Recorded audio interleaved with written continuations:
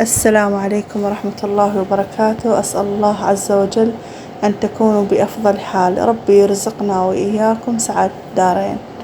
أعتذر عن الانقطاع فترة طويلة، بس والله مو بإيدي، لأنه تعرفون مدارس والالتزامات، هدوم وشناطي وكتب ودفاتر، يعني قضيناها يومين هاي مع المدارس. الحمد لله رب العالمين. يعني شربنا قهوتنا وطلعنا مشان تسجيل الأولاد، يعني حولوهم على المدارس ثانية. هين سجلناهم وخلصنا أمورهم، بعدها رجعنا على البيت، فطرنا. طبعا عملنا الفطور. طبعا عملت هنا قلاية بندورة، هاي أطيب شي وأكلة سريعة، يعني ما شاء الله أطيب من الحواضر. عملنا جنبها كاسة شاي، وبعدين طلعنا كملنا مشتريات. طبعا ملتزمات المدرسة، يعني أو كتب وأقلام وشناطي. طبعا هنا البنات ما شاء الله راحوا قسمهم الخاص، وأنا استغليت الوضع، طلعت أجيب أشياء للبيت ناقصتني والله. وهذا المحل كثير ما شاء الله رخيص، يعني تخيل أغلى قطعة عنده ب11 درهم. عنده الورود، أشياء الأطفال، اللباس، من كله، من مجاميعه، منظفات. يعني المحل هم ما شاء الله أنا أروح عليه، يعني طبعا بس المدارس بالعيد، لأنه هو بعيد عنا شوي. يعني أنصح كل عيلة إنه تروح لعنده هناك، لأنه رخيص ما شاء الله. يعني أخذنا منه كمية أغراض لو المحلات الثانية ولا ال2000. يعني عنده ما شاء الله رخيص جدا، جد تعجبني هيك المحلات، خصوصا عندهم عيلة. يعني اسم الكاسات يا بنات، كاسات الشاي والعصير. وين أخذنا أغراضنا ورجعنا على البيت. إن شاء الله تشوفون الأغراض اللي اشتريتهم. هلا بنات، طبعا اليوم راح أعمل معاكم المجدرة. عندي هنا عدس كوب، طبعا غسلته، بعدين أنزل عليه مثلا أعمل طاسة رز، أحط طاستين من فوق العدس. طبعا أنا هاي طريقتي. هنا على ما يستوي العدس نجي المرحلة الثانية. هنا أحط زيت بالقدر، وعندي هنا بصل قطعتها جوانح، أنزلها على الزيت.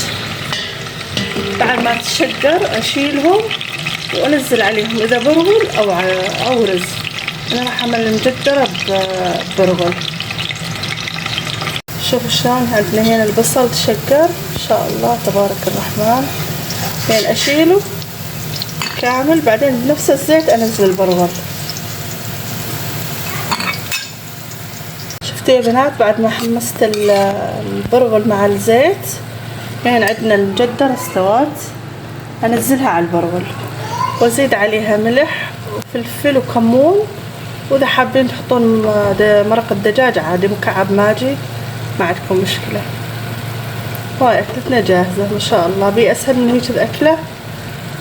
طبعا هذا كان غدانا لليوم. الله يديم علي وعليكم النعمة ويحفظها من الزوال، اللهم آمين. وهين بنات راح أشارك معاكم مشتريات اللي أخذتهم أمس.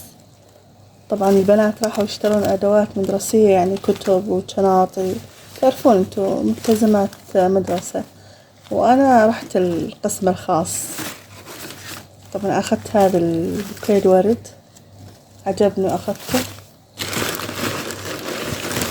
شوفوا هين أخذت هاي المجات، كثير حلو وأسعارها مناسبة وحلوة.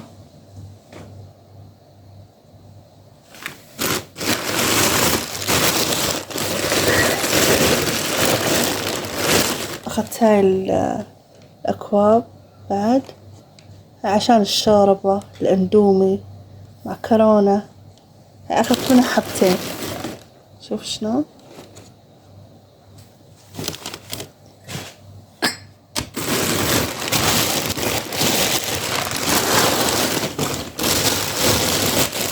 هذا الصحن عشان الفواكه، شوف شلون واضح عندكم، وأسعارها حلوة ما شاء الله.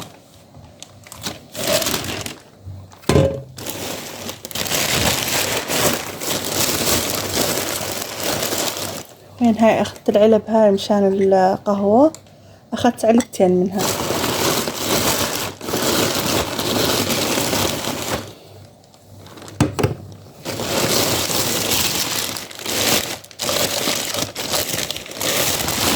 أخذت الفازة هاي عشان الورد، يا أحط بيها الورد الاصطناعي يا عندي عروق طبيعي أحطهن ننزلهن بيها.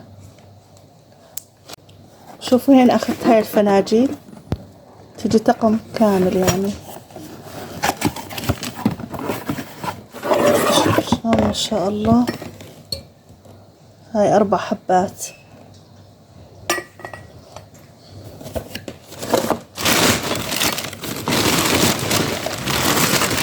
وهاي أخذتها للزيت، زيت الزيتون والزيت العادي.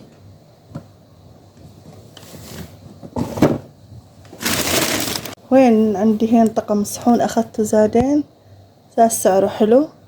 هاي حلو مثل الفطور، لبنة زيتون زعتر، زيت الزعتر طبعا نزلهم بالزبادي. وين أخذت هذا الكوب نحاس عشان المي.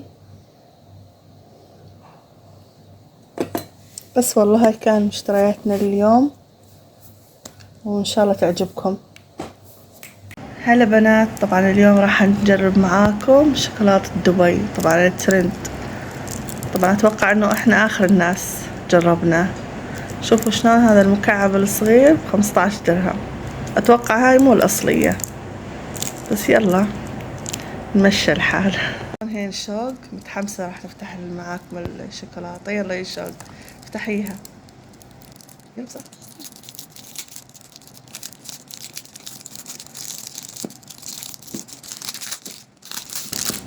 السلام، يلا يا شوق كسريها. يلا يلا متحمسة شلون يكسرونها. عادية والله، يعني نعطيها 5/10. أتوقع إن هي الأصلية هذه. يا بنات طبعا المشتريات هاي مش دائما أجيبها، بس الغرض اللي أحتاجه دائما أجيب أول بأول. بس والله هاي كان مشترياتنا اليوم. لا تنسونا من اللايك والاشتراك بالقناة، فضلا وليس أمرا.